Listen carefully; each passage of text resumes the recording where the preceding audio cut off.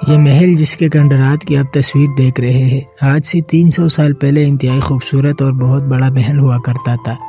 لیکن جیسے اس محل کا مالک مرا، اس کے بعد کسی نے اس محل میں آباد ہونے کی کوشش نہ کی۔ لوگوں کو اس محل سے شدید نفرت تھی، ایسی نفرت کے 300 سال گزرنے کے بعد بھی اس نفرت میں کمی نہیں آ رہی، بلکہ اس نفرت کا اظہار لوگ پہلے سے بھی زیادہ شدت سے کرنے لگے۔ مثال کے طور پر جب کوئی شخص اس محل کے قریب سے گزرتا ہے تو آج بھی اس کے اوپر تھوک کر گزرتا ہے،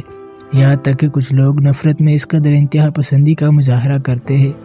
کہ اس کی دیواروں پر باقاعدہ جوتے مارے جاتے ہیں۔ انسانوں کی تاریخ میں یہ پہلی عمارت ہے جس سے نفرت کی جاتی ہے،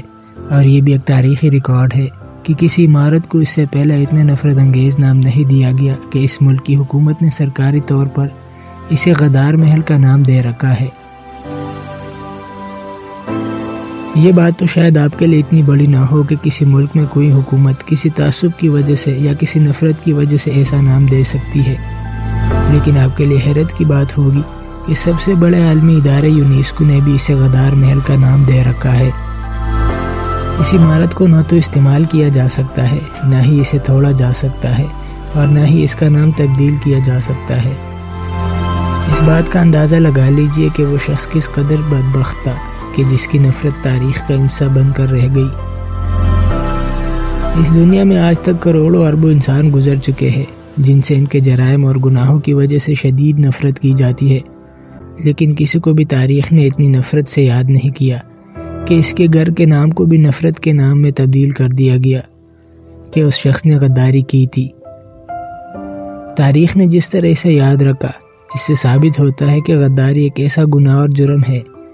جسے دنیا کبھی معاف نہیں کرتی۔ انتہائی مزے کی بات ہے کہ اس غدار شخص نے جن لوگوں کے لیے اپنی قوم اور ملک سے غداری کی،